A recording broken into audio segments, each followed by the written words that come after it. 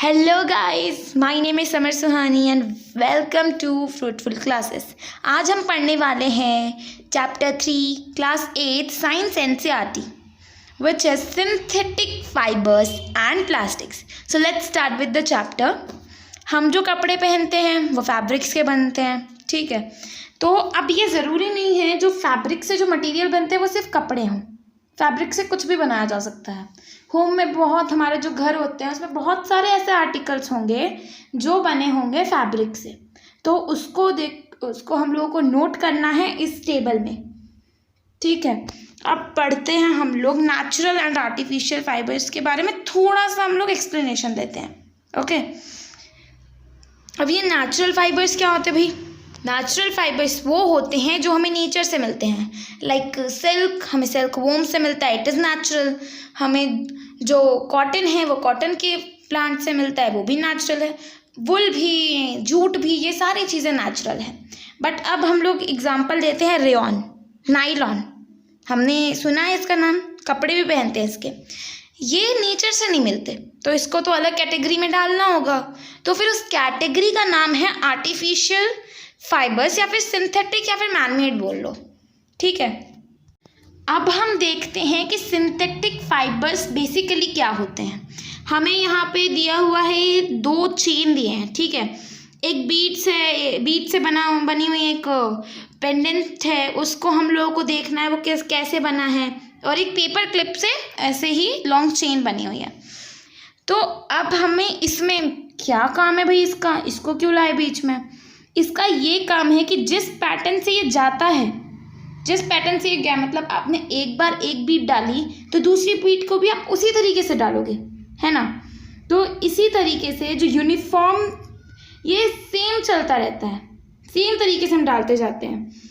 अब ये जो सिंथेटिक फाइबर की चेन होती है, स्मॉल यूनिट्स को जोड़कर बनती है, और इसमें जो हर स्मॉल यूनिट है वो एक केमिकल सब्सटेंस होता है।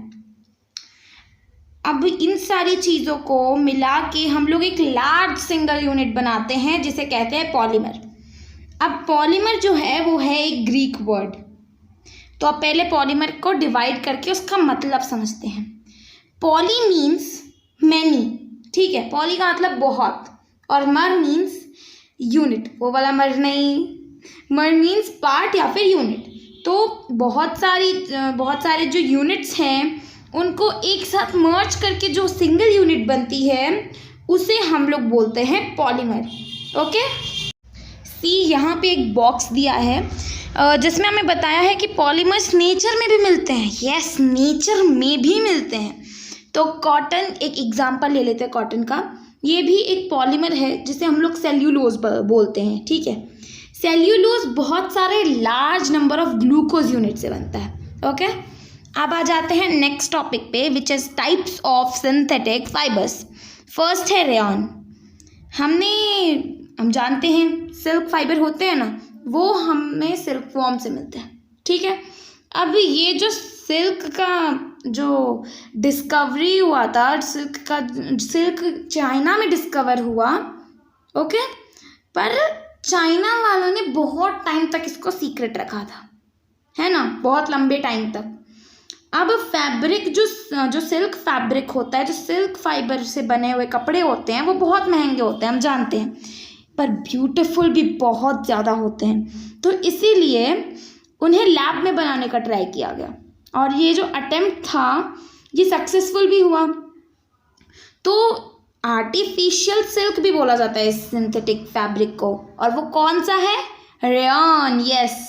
अब ये जो रेयॉन है उसमें एक बहुत ही अनोखी बात है यार। अब इसमें क्या अनोखी बात हो सकती है? What is unique there?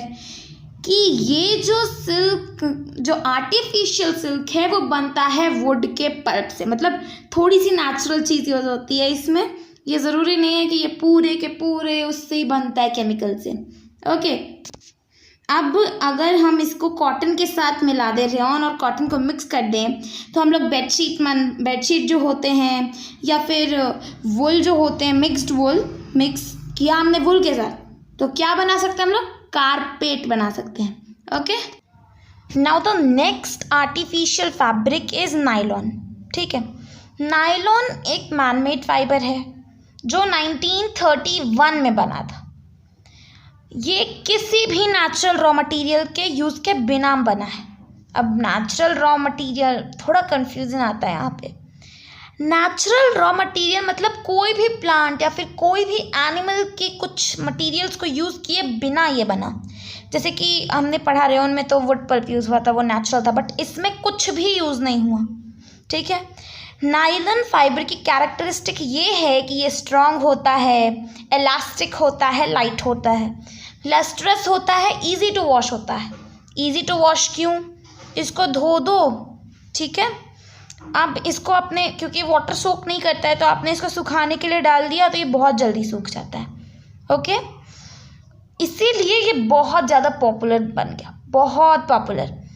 हम लोग बहुत सारे ऐसे आर्टिकल्स यूज़ करते हैं जो नायलॉन से बने हों, जैसे कि socks, ropes, tents, tooth brushes, car seat belt, sleeping bags, curtain etcetera.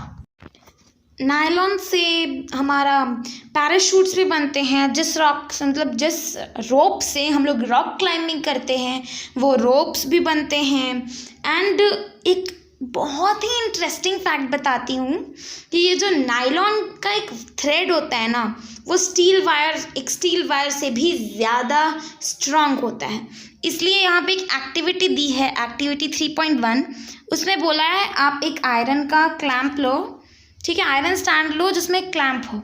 Okay, अब उसमें एक कॉटन का थ्रेड लो 60 सेंटीमीटर का। अब उसको जो क्लैंप लिया हमने उससे फ्रीली हैंग कर दो, और फिर क्या करना है हमें कि जब वो फ्रीली हैंग हो जाए तो उसमें थोड़ा थोड़ा वेट डालना शुरू कर दो। ओके, थोड़ा थोड़ा वेट डालना शुरू करो, और जब वो वायर टूट जाए समझ जाना कि इससे ज़्यादा बोझ बेचारा नहीं सह सकता। तो इसी तरीके से यहाँ पे एक टेबल दिया है, उसमें कॉटन, वुल, सिल्क, नायलॉन, आपने जिस भी थ्रेड का यूज़ किया है उस सब का कितने वेट पे, टोटल वेट कितना हुआ जिससे वो थ्रेड टूट गया, कितना बोझ वो नहीं उठा पाता है, कहाँ तक उठा लिया उसने, वो सब डालो। अब आप ये जो नेल का इस्तेमाल कर सकते हो हैंग पे लटकाने के लिए। और एक ऐसा नहीं है कि आपने ऐसे थोड़ा ना लटका दिया, उसको ऐसे नहीं लटका सकते। तो एक प्लेट, स्मॉल प्लेट, आयरन की जो स्मॉल सी प्लेट आती है उसको उस पर हैंग कर दो, ठीक है। और फिर उसमें थोड़ा थोड़ा वेट डालो, लाइक आप पेबल्स यूज़ कर सकते हो जो पत्थर होते हैं, एंड जो चीज़ें ईजिली अवेलेबल हो, ठीक है, बट सिमिलर साइज़ का होना चाहिए। बिकॉज अगर हमने ज़्यादा बड़ा फिर छोटा फिर ऐसे यूज़ किया तो वो सच में जल्दी ही टूट जाएगा। तो एक तरीके से पैटर्न की तरह बनाना, जैसा हमने पढ़ा था ना पैटर्न से बनता है पॉलीमर, वैसे ही इसमें भी वही करना है, बट पॉलीमर नहीं बनाना है। इसमें हमें वेट चेक करना है, कितना वेट वो नहीं सह सकता है। और एक प्रिकॉशन भी है कि जितने सेंटीमीटर का आपने कॉटन थ्रेड यूज़ किया उतने का ही सिल्क का करोगे, इतना ही वुल का, उतना ही नायलॉन का भी करोगे। और ये भी देखना कि जो थ्रेड है उसकी जो थिकनेस है वो भी सेम हो, सिमिलर होनी चाहिए। The next topic is polyester and acrylic. तो जो पॉलिएस्टर है वो एक अलग टाइप का ही सिंथेटिक फाइबर होता है। वो जो फैब्रिक उससे बनता है ना सिंथेटिक फाइबर से, वो जल्दी रिंकल नहीं पड़ते उसमें, जल्दी आपको वो आयरन करोगे तो वो जल जाएगा। ओके, आयरन नहीं करना होता उसको क्योंकि वो रिंकल ही नहीं होता। रिंकल तो जब रिंकल होता है तभी तो आयरन करते हैं ना, तो इसमें एक मेहनत आपकी बच गई। और ये इसीलिए ये ज़्यादा सूटेबल होता है ड्रेस बनाने के लिए। हमने बहुत से लोगों को देखा होगा पॉलिएस्टर शर्ट पहने हुए, पॉलिएस्टर ड्रेस पहने हुए। अब जो टेरिलिन है ना वो एक बहुत ही पॉपुलर पॉलिएस्टर है, और टेरिलिन को हम लोग बहुत ही ज़्यादा फाइन फाइबर्स में भी हम बोल सकते हैं कि बहुत ही ज़्यादा फाइन फाइबर है, जिसको हम लोग किसी भी अदर यान की तरह वो कर सकते हैं, वूव कर सकते हैं। ओके, अब पहेली बोल रही है कि मेरी जो मॉम है वो हमेशा पीटी बॉटल्स, पीटी जार्स और storing rice and sugar. And मैं सोचती रह गई यार ये पीटी क्या है, पेट है क्या? पेट बोलते हैं बट ये वो वाला पेट नहीं, like pet dog, pet cat, not like that. Full form of PT is polyethylene terephthalate. Okay, ये बहुत ही फैमिलियर फॉर्म ऑफ पॉलिएस्टर है। इसे हम लोग बॉटल बनाने के लिए, यूटेंसिल बनाने के लिए, और बहुत सारे यूज़फुल चीज़ें बनाने के लिए यूज़ करते हैं। अब अपने आसपास देखो और जितनी भी चीज़ें हैं जो पॉलिएस्टर से बने हैं उसकी एक लिस्ट बना लो। ओके, अब पॉलिएस्टर जो है वो 2 वर्ड से बना है, पॉली प्लस एस्टर। अब एक यूनिट्स ऑफ जो रिपीट करो यूनिट्स ऑफ अ केमिकल को, तो फिर उससे हम लोग कहते हैं एस्टर। जैसे कि अब बहुत सारी ऐसी चीज़ें होती हैं ना, बहुत सारे फैब्रिक्स होते हैं, तो कुछ फैब्रिक्स के नाम मैं बताती हूँ, लाइक पॉलीकॉट, पॉलीवुल, टेरिकॉट एक्सेट्रा। तो अब जैसे नाम हमें सजेस्ट कर रहा है कि ये जो है 2 तरीके के फाइबर्स को मिला के बना है। पॉलीकॉट जो है वो किस चीज़ का मिक्सचर हो सकता है बताओ? पॉलिएस्टर एंड कॉटन का, पॉलिएस्टर का पॉली और कॉटन का कॉट। एंड देन पॉलीवुल जो है वो मिक्सचर ऑफ पॉलिएस्टर और वुल होगा। यहाँ पे टेरिकॉट का नहीं दिया है, बट हम लोग अंदाज़ा लगा सकते हैं। इट विल बी टेरी का टेरिलिन ले लिया और कॉट का कॉटन, तो क्या बनेगा? टेरिलिन प्लस कॉटन से जो फैब्रिक बनेगा उसे कहेंगे हम लोग टेरिकॉट। ठीक है, हम लोग अब विंटर्स आती हैं, बहुत ठंड होती है यार, कहीं कहीं नहीं होती है बट नॉर्थ इंडिया या फिर कई ऐसी जगह पे ठंड पड़ती है, तो हम लोग कभी कभार एक्चुअली नेचुरल वुल नहीं पहनते, हम सब जानते हैं, वो आर्टिफिशियल वुल होता है जिसे हम लोग बोलते हैं एक्रिलिक। अब जो नेचुरल वुल है वो थोड़ा एक्सपेंसिव होगा, बल्कि जो क्लोथ्स हैं जो एक्रिलिक से बनेंगे वो थोड़े से चीप होंगे। अब वो बहुत सारे वैरायटी ऑफ कलर्स में, मतलब कलरफुल चीज़ें तो सबको पसंद है, अब इसके भी बहुत सारे कलर्स होंगे। ओके, और ये बहुत ज़्यादा मोर ड्यूरेबल होते हैं, ज़्यादा ड्यूरेबल होते हैं, ज़्यादा समय तक चलते हैं। और हम लोग इसे बहुत पॉपुलर जो नेचुरल फाइबर्स नहीं अफोर्ड कर सकते उनके लिए एक्रिलिक या फिर सिंथेटिक फाइबर्स बेस्ट होते हैं। नाउ अब मैं एक एक्टिविटी बोलती हूँ, उसको पेरेंट्स के अंडर में या फिर किसी के अंडर में ही करना, बिकॉज इट्स थोड़ी डेंजरस हो सकता है। तो इसलिए क्या करना है हमें, पहले सिंथेटिक फाइबर लो, नेचुरल फाइबर लो, दोनों को बर्न करके देखो, तो फिर तुम्हें उनके बिहेवियर में ना कुछ चेंजेस मिलेंगे। हमने चेंजेस तो मिलेंगे कि सिंथेटिक फाइबर जो है वो मेल्ट हो जाता है, यही सबसे बड़ा डिसएडवांटेज है सिंथेटिक फाइबर का। अब हमने सिंथेटिक फैब्रिक वाला वो पहन रखा है, जो क्लॉथ है वो पहना है। अब किसी तरीके से अनफॉर्चुनेटली उसने फायर कैच कर ली, तो जो उसके वो मेल्ट हो जाता है ना, तो जो मेल्टेड पार्टिकल्स होंगे, जो डेंजरस जो हार्मफुल पार्टिकल्स होंगे, वो हमारी वो बॉडी में वो स्टक हो जाएंगे, ठीक है, चिपक जाएंगे बॉडी से। बट ये अगर नेचुरल फाइबर होता तो वो जल के झड़ जाता बॉडी से, जिस वजह से हमारी बॉडी को उतना हार्म नहीं पहुंचता। हमें इसलिए जब हम लोग किचन या फिर लेबोरेटरी में काम करते हैं तो हमें बोला जाता है कि सिंथेटिक फैब्रिक के जो क्लॉथ्स होते हैं उसको मत पहनो, नेचुरल फैब्रिक के क्लॉथ्स पहनो, ठीक है।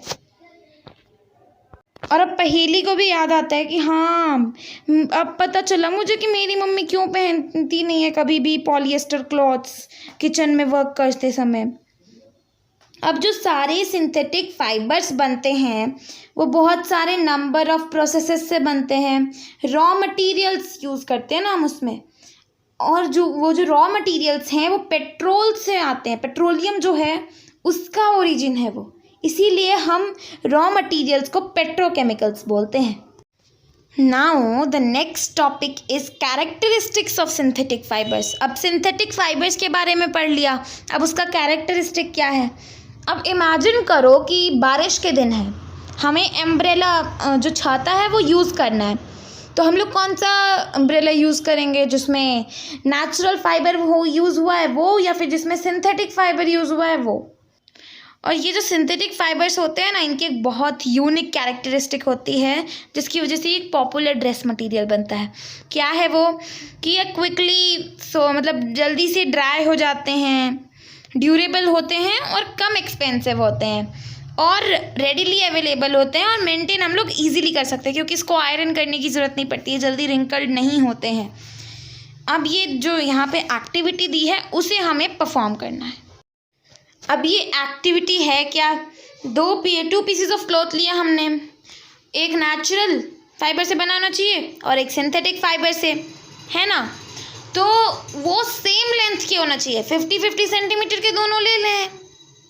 अब उसको वाटर में डाल दो और देखो कि अब वाटर जब उसमें हमने वाटर में डाला तो थोड़ा सा वाटर सोख हुआ होगा, तो उसको गाड़ के देखो, उसको गाड़ दो और जाके छत पे या फिर कहीं भी जहाँ पे धूप हो वहाँ पे उसे बस रख दो।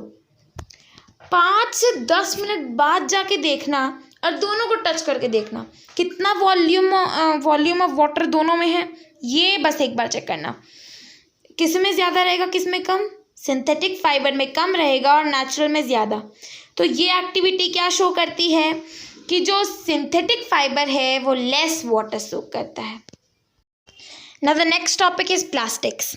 प्लास्टिक से हम लोग बहुत ज़्यादा फेमिलियर हैं। हमारे घर पे बहुत सारे प्लास्टिक्स के आर्टिकल्स हैं, हम लोग डेली लाइफ में इतने सारे प्लास्टिक के आर्टिकल्स यूज़ करते हैं।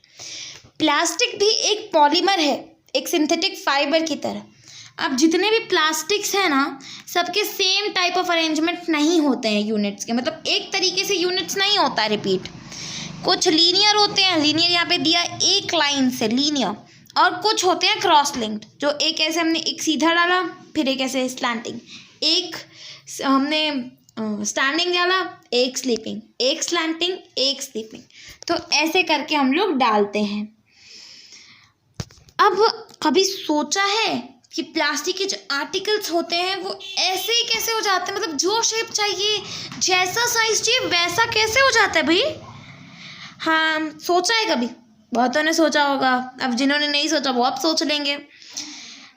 अब ये जो फैक्ट है इसे कोई चेंज नहीं करेगा कि जो प्लास्टिक है वो मोल्डेबल होते हैं, ये किसी भी शेप में जा सकते हैं। Plastic can be recycled, reused, colored, melted, rolled into sheets or made into wires. इसी वजह से इसके इतने सारे यूजेस हैं।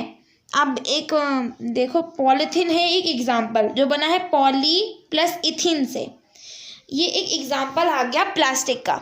ये हम लोग पॉलीथीन बैग्स बनाने के लिए कॉमनली यूज़ करते हैं। हम लोग तो मतलब दुकान पे जाके भैया एक प्लास्टिक देना, ये नहीं बोलेंगे भैया एक पॉलीथीन देना। बहुत लोग बोलते हैं, बहुत लोग नहीं बोलते हैं। बट अब से ध्यान रखो, पॉलीथीन बैग बोलना है, प्लास्टिक नहीं बोलना है। अब खुद से कुछ प्लास्टिक आर्टिकल्स को मोड़ने का ट्राई करो। क्या सारे प्लास्टिक आर्टिकल्स एक तरीके से बेंट हो जाते हैं? कुछ होते हैं, कुछ नहीं होते हैं। अब जिसको हम लोगों ने जिसमें थोड़ा सा हॉट वाटर डाला एक प्लास्टिक बोतल में, तो ये डिफॉर्म्ड हो जाएगा, मतलब क्या अपना शेप चेंज कर देगा। ऐसे प्लास्टिक जो डिफॉर्म इजीली हो जाता है, मतलब जल्दी से ही अपना शेप बदल लेते हैं कि हीटिंग पे, उसे हम लोग कहते हैं थर्मोप्लास्टिक्स। ये बहुत ही ज़्यादा ईजिली इसको हमने बस जहाँ पे हम स्टोव है हमारा वहाँ पे जाके रख दो, स्टोव जल रहा है तब तक वो डिफॉर्म हो गया भाई, तुम्हें टाइम भी नहीं मिलेगा उसको उधर से हटाने का, वो डिफॉर्म हो जाएगा तब तक। इतना ज़्यादा वो इतने नाजुक होते हैं। और ऐसे कुछ एग्जांपल्स ले लें हम लोग थर्मोप्लास्टिक के, तो वो होंगे पॉलीथिन और पीवीसीज।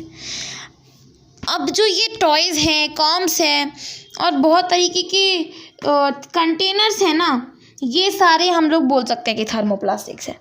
अब दूसरे तरफ कुछ प्लास्टिक ऐसे भी होते हैं जो जल्दी मोल्ड नहीं होते। एक बार जो मुड़ गए ना भाई, दूसरे बार मुड़ेंगे नहीं। ऐसे भी कुछ प्लास्टिक्स होते हैं, बड़े ढीठ होते हैं, लेकिन यार एक बार मुड़ गया दूसरी बार मुड़ जाना चाहिए। लेकिन उसका भी एक फ़ायदा होता है कि जो थर्मोसेटिंग प्लास्टिक्स है, वो नाम नहीं बताया था ना, आप बता दिया। वो प्लास्टिक्स जो जल्दी मोल्ड ना हो हीटिंग पर या फिर किसी भी चीज़ से वो डिफॉर्म ना हो, उसे थर्मोसेटिंग प्लास्टिक्स बोलते हैं। अब ये जो थर्मोसेटिंग प्लास्टिक्स है ना, इसके भी बहुत सारे अपने तरीके से बहुत सारे एडवांटेजेस होते हैं। अब इसके 2 एग्जांपल ले लेंगे तो वो होगा बेकेलाइट और मेलामाइन। बेकेलाइट जो होता है वो पुअर कंडक्टर होता है हीट और इलेक्ट्रिसिटी का। इसे electric switches, handles of various utensils और भी कई सारी ऐसी चीज़ों को बनाने के लिए यूज़ किया जाता है। अब ये जो मेलामाइन है, ये फायर को रेसिस्ट करता है, जितनी भी हीट है ना उसको आराम से सह लेगा। और इसे हम लोग टाइल्स, जो फ्लोर टाइल्स होते हैं वो बनाने के लिए, किचन वेयर या फिर फैब्रिक्स बनाने के लिए जो रेसिस्ट करते हैं फायर को, इसके लिए हम लोग मेलामाइन यूज़ करते हैं। कुछ फोटोज़ हैं ऐसे ही आर्टिकल्स की जो थर्मोसेटिंग और थर्मोप्लास्टिक से बनी हुई हैं, वो दिया हुआ है नीचे, तो एक बार देख लेते हैं। Now the next topic is plastics as materials of choice. ये जो प्लास्टिक है ना, बड़े काम की चीज़ है। जैसे कि इसे हम लोग प्लास्टिक जो है उसे हम लोग वाटर स्टोर करने के लिए, मिल्क, पिकल्स, ड्राई फ्रूट और भी कई सारी चीज़ों को स्टोर करने के लिए यूज़ करते हैं। ये बहुत ज़्यादा कन्वीनियंट होता है। प्लास्टिक कंटेनर जो होता है वो बहुत ही ज़्यादा कन्वीनियंट होता है। Light weight, lower price, good strength और इजी हैंडलिंग, इस वजह से ये बहुत ज़्यादा कन्वीनियंट है हमारे लिए। अब मेटल्स के हिसाब से ये थोड़ा लाइट है। प्लास्टिक्स कार्स में यूज़ होते हैं, एयरक्राफ्ट्स में, स्पेस क्राफ्ट में, और पता नहीं कहाँ कहाँ प्लास्टिक्स यूज़ होते हैं। अगर लिस्ट बनाने लग जाए तो वो एंडलेस है, कोई अंत नहीं है, अनंत है वो। अब आर्टिकल्स जैसे कि स्लीपर्स या फिर फर्नीचर, डेकोरेशन पीसेस एक्सेट्रा, ये सारी चीज़ें भी बनती है किस चीज़ से? प्लास्टिक से। अब हम लोग कैरेक्टरिस्टिक्स डिस्कस करेंगे, प्रॉपर्टीज डिस्कस करेंगे plastic. Topic is plastic is non reactive. Plastic non reactive होता है। जैसे कि हम सब जानते हैं जो लोहा है, आयरन है, वो उस पर रस्ट लग जाता है, वो रस्टेड हो जाता है। जब हम लोग उसको एयर या फिर मॉइस्चर के उसमें एयर या मॉइस्चर में छोड़ देंगे ना, तो उसमें खुद ब खुद कुछ दिनों में रस्ट हो जाएगा। पर प्लास्टिक ऐसा नहीं है, वो किसी भी चीज़ के साथ रिएक्ट नहीं करता, ना वाटर के साथ, ना एयर के साथ, और कोरोड तो हो ही नहीं सकता इजीली ना। इसीलिए इसे बहुत सारी चीज़ों को स्टोर करने के लिए यूज़ करते हैं, और बहुत सारे केमिकल्स भी ऐसे स्टोर होते हैं इसमें। हाँ, now the next topic is plastic is light, strong and durable. तो पहले के ज़माने में कैसे बकेट्स यूज़ होते थे, पास्ट में कैसे मग्स यूज़ होते थे, आजकल कैसे बकेट्स, कैसे मग्स यूज़ होते हैं। तो पहले क्या होता था ना कि लोहे के, आयरन के बकेट्स होते थे, स्टील का मग या फिर ऐसे ही चीज़ों से, भारी मटेरियल्स, मेटल्स से बनते थे ये सारी चीज़ें। अब सोच लो, पहले से ही उस कंटेनर का, उस बकेट का इतना वेट होता होगा, फिर इसमें पानी भरता होगा, हम पानी भरते होंगे, तो फिर उसको उठाएंगे तो कितना भारी होता होगा यार। लेकिन आजकल प्लास्टिक यूज़ करते हैं। प्लास्टिक तो देखती हो कितना हल्का होता है। तो अब प्लास्टिक कंटेनर को यूज़ करने की क्या एडवांटेज है? देखो, प्लास्टिक क्या है? लाइट है, स्ट्रॉन्ग है, ड्यूरेबल है, और किसी भी शेप में या साइज में हम लोग इसको मोड़ सकते हैं, मोल्ड कर सकते हैं।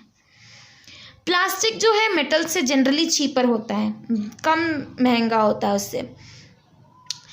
ये इंडस्ट्री में भी बहुत ज़्यादा यूज़ होता है, घर पे भी इसके बहुत सारे, मतलब प्लास्टिक से बहुत सारे आर्टिकल्स बने होते हैं। तो क्या है कि अब प्लास्टिक जो है वो वाइडली पॉपुलेटेड हो गया है। अब हम लोग जो डेली लाइफ में चीज़ें यूज़ करते हैं प्लास्टिक की बनी हुई, उसकी एक लिस्ट बनानी है, जैसे कि प्लास्टिक कंटेनर्स या फिर जो भी चीज़ें हम लोग डेली देखते हैं। Now the next topic is plastics are poor conductors. हम जानते हैं कि जो प्लास्टिक्स होते हैं वो पुअर कंडक्टर्स होते हैं हीट और इलेक्ट्रिसिटी के, इसीलिए जो वायर्स की कवरिंग होती है ना, उस पर प्लास्टिक यूज़ करते हैं। और जो स्क्रू ड्राइवर्स होते हैं वो भी प्लास्टिक के बनते हैं, उनके हैंडल्स। और जैसा ऊपर बताया कि ये ख़राब कंडक्टर होते हैं हीट के भी, सो इसलिए जो फ्राइंग पैन्स होते हैं ना, उसके भी हैंडल्स इसी से बनते हैं। ये जो प्लास्टिक है उसी से बनते हैं, उसके भी हैंडल्स। अब यहाँ पे डिड यू नो दिया है। फर्स्ट पॉइंट है कि प्लास्टिक्स जो हैं वो बहुत ज़्यादा यूज़ होते हैं हेल्थ इंडस्ट्री में। हाउ? हेल्थ इंडस्ट्री में कैसे यूज़ होते हैं? वो जो टैबलेट्स हम लोग खाते हैं ना, जब बुखार होता है, पैरासीटामोल या फिर बहुत सारी ऐसी दवाइयाँ खाते हैं, तो वो सारी किस में होती हैं? प्लास्टिक में ही कवर्ड होती है ना। और या फिर स्टिचिंग वाउंड्स, जो हम लोगों को कुछ ऐसा ऑपरेशन करना होता है छोटा सा, तो उसमें भी वही यूज़ होता है। और बहुत सारी ऐसी चीज़ों में ये सारी चीज़ें यूज़ होती हैं। और ग्लव्स जो होते हैं डॉक्टर्स के, हम सब जानते हैं कि वो उसी चीज़ से बनता है, प्लास्टिक से। जो स्पेशल प्लास्टिक कुकवेयर होता है जो यूज़ होता है माइक्रोवेव में, वो इस तरीके से बनाया जाता है कि ज़्यादा हीट होने पर भी वो डिफॉर्म ना हो। और टेफ्लॉन है वो एक स्पेशल प्लास्टिक है जिसकी वजह से ऑयल या फिर वाटर वो उसमें चिपकते नहीं हैं। जैसा कि हमारी मम्मियाँ बोलती हैं, जैसे नॉन स्टिक फ्राइंग पैन या फिर नॉन स्टिक तवा, बहुत सारी ऐसी चीज़ें होती हैं उस पर टेफ्लॉन की लेयर लगा रखी होती है ऊपर में। अब जो नेक्स्ट पॉइंट है वो है fire proof plastics. Synthetic fibres जो होते हैं वो फायर इजीली कैच कर लेते हैं, पर ये इंटरेस्टिंग है कि जो यूनिफॉर्म ऑफ फायरमैन होते हैं ना वो बनते हैं मेलामाइन प्लास्टिक से, क्योंकि जो मेलामाइन हमने पढ़ा वो हीट का बहुत ही पुअर कंडक्टर होता है, वो हीट कंडक्ट करता ही नहीं है, इसलिए जो फायरमैन की जो यूनिफॉर्म होती है वो बनती है मेलामाइन प्लास्टिक से। Okay, now the next topic is plastic and the environment. अब हम लोग जब भी मार्केट में जाते हैं तो हमें प्लास्टिक में रैप करके कुछ मिलता है या फिर पॉलीथीन बैग्स में हम लोग कुछ लाते हैं, और अल्टीमेटली वो जो प्लास्टिक है वो गार्बेज में जाता है। तो वो जो गार्बेज होता है ना, वो आप जैसे कि यहाँ पे टू कैटेगरीज दी हैं, एक बायोडिग्रेडेबल और एक नॉन बायोडिग्रेडेबल। बायोडिग्रेडेबल वो होता है जो आसानी से कंपोज हो जाए, वो डिकम्पोज हो जाता है, बट जो नॉन बायोडिग्रेडेबल थिंग होती है वो डिकम्पोज नहीं हो पाती बहुत लंबे टाइम तक, बहुत लंबा टाइम। तो इसी नॉन बायोडिग्रेडेबल कैटेगरी में आता है हमारा प्लास्टिक, इसीलिए ये नेचर के लिए बहुत ही ज़्यादा हार्मफुल होता है ना। यहाँ पे एक टेबल दिया हुआ है ना, टेबल दिया है तो उसमें क्या है, type of waste, approximate time taken to degenerate, nature of material. तो पहले peels of vegetable and fruit, left over food stuff होता है, ये सारी चीज़ें दी हैं।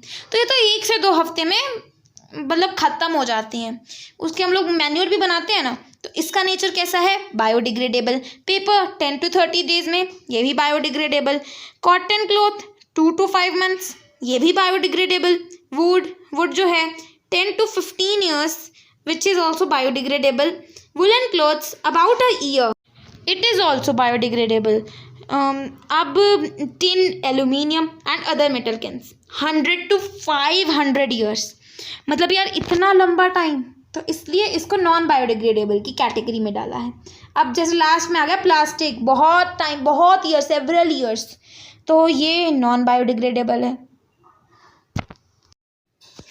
हमारे प्लास्टिक जो हैं उनको भी तो बहुत सेवरल ईयर्स लगते हैं, तो वो माना कि ये डिकम्पोज जल्दी नहीं होता है, पर ये एनवायरनमेंट फ्रेंडली भी नहीं है, क्योंकि ये एनवायरनमेंट में पॉल्यूशन फैलाता है। अब वो कैसे, हम लोग बोलते हैं ना डोंट बर्न प्लास्टिक, क्यों, क्योंकि ये एक सिंथेटिक फाइबर में हम लोग इसे काउंट कर सकते हैं। तो जैसे कि ये आधा अधूरा जलता है, और जिस वजह से कौन सी गैस रिलीज होती है, मोनोऑक्साइड गैस, समझ पा रहे हो, जैसे कार्बन डाइऑक्साइड होती है वैसे ही मोनोऑक्साइड होती है। मोनोऑक्साइड बहुत हार्मफुल गैस होती है, जो चीज़ें हाफ बर्नट होती है ना उसमें मोनोऑक्साइड निकलता है, और ये बहुत ही ज़्यादा हार्मफुल है नेचर के लिए। अब हमने तो देखा ही होगा, यहाँ पे जो बॉक्स दिया उसमें बताया कि हमने गार्बेज डंप देखा है जहाँ पे बहुत सारा गार्बेज पड़ा रहता है, तो हम लोग देखते हैं वहाँ पे बहुत सारे जो एनिमल्स हैं वहाँ पे खाना खा रहे हैं, उनका तो खाना वहीं से कि केला मिल गया, केला खा लिया, ये मिल गया, वो खा लिया। तो इसीलिए वहाँ पे जब प्लास्टिक हम लोग इधर उधर फेंक देते, जैसे अभी हमने कुरकुरे खाया, उसका प्लास्टिक वहीं फेंक दिया, उसके बाद हमने खाया बिस्किट या फिर कुछ भी ऐसी चीज़ें यूज़ की, उसका प्लास्टिक वहीं फेंक दिया। तो हम लोग जो केयरलेसली ये थ्रो करते हैं ना, उससे एनिमल्स को भी बहुत ज़्यादा परेशानी होती है। वो जब प्लास्टिक को खाते हैं तो वो उनके लिए बहुत हार्मफुल होता है, इसलिए हमें इसका ध्यान देना चाहिए। अब ये जो प्लास्टिक है इसका यूज़ हमें बहुत कम करना चाहिए, मतलब जहाँ तक पॉसिबल हो सके ना इसको हमें यूज़ ही नहीं करना है। पर कुछ चीज़ों में तो प्लास्टिक इम्पॉर्टेंट है, बट हम लोग इसको कम कर सकते हैं, बंद नहीं कर सकते लेकिन कम कर सकते हैं। अब आप जब मॉल्स में जाते हो तो कॉटन या फिर जूट के बैग यूज़ कर सकते हो, ज़रूरी थोड़ी ना है कि हम लोग हमेशा प्लास्टिक ही यूज़ करें। अब ये जो चीज़ें हैं प्लास्टिक हैं जैसे वैसे ही जितनी भी नॉन बायोडिग्रेडेबल चीज़ें हैं उनको एक साथ सेपरेटली कलेक्ट करके उसे बाहर डिस्पोज कर देना है। अब ये बेटर है कि हम लोग जो प्लास्टिक वेस्ट है उसको रिसाइकल करें, मतलब अभी प्लास्टिक जाके हम फेंकें ना, रिसाइकल बिन में डाल दें। फिर वो जब रिसाइकल होगा तो उससे कोई और चीज़ें बनेगी। जैसे आपने एक कुछ ऐसा प्लास्टिक का थर्मोप्लास्टिक का मटेरियल फेंक दिया, अब उससे हम लोग बॉटल्स बना सकते हैं। जो बॉटल्स ऐसे हमें जिसमें पैक्ड वाटर मिलता है, तो हमें ये सब करना है। क्यों? क्योंकि हम लोग एक रिस्पॉन्सिबल सिटीज़न है। यहाँ पे 5R दिए हुए हैं। 5R क्या है भाई? 5R मतलब है reduce, reuse, recycle, recover and refuse. हमें बस इन सारी चीज़ों को डेवलप करना है। अब यहाँ पे फिर से एक बॉक्स है, हमें फाइबर वाइज यूज़ करना चाहिए। जो प्लास्टिक बैग्स हैं या फिर कोई भी ऐसी चीज़ें उनको आप ना ही वाटर बॉडीज़ में डालनी चाहिए, ना ही रोड पे ऐसे ही फेंक देना चाहिए। हमें कॉटन कैरी बैग या फिर जूट बैग यूज़ करना चाहिए जब हम लोग शॉपिंग करने जाते हैं। जो यूज़ है प्लास्टिक मटेरियल्स का उसको कम करना चाहिए। जैसे हम लोग जानते हैं बड़े तरह तरह के हम लोग लंच बॉक्स ले जाते हैं, जैसे कि किसी पे कोई कार्टून है, किसी पे कुछ है, किसी का बहुत ब्यूटीफुल डिज़ाइन है, बट ये जो प्लास्टिक लंच बॉक्स हैं ये हार्मफुल होते हैं। इसलिए हम लोगों को प्लास्टिक नहीं, आप स्टील लंच बॉक्स यूज़ कर लो उसकी जगह पे। तो यहीं पे हमारा चैप्टर एंड होता है एंड आई होप आपको सब कुछ अच्छे से क्लियर हो गया होगा। कोई डाउट हो तो आप कमेंट सेक्शन में पूछ सकते हो। और प्लीज़ अगर आपको वीडियो अच्छा लगा तो इसे लाइक करें, सब्सक्राइब ज़रूर करें और बेल आइकन प्रेस करना ना भूलें, ताकि आपको सबसे पहले कोई भी वीडियो डले तो उसकी नोटिफिकेशन मिल जाए। Thank you so much.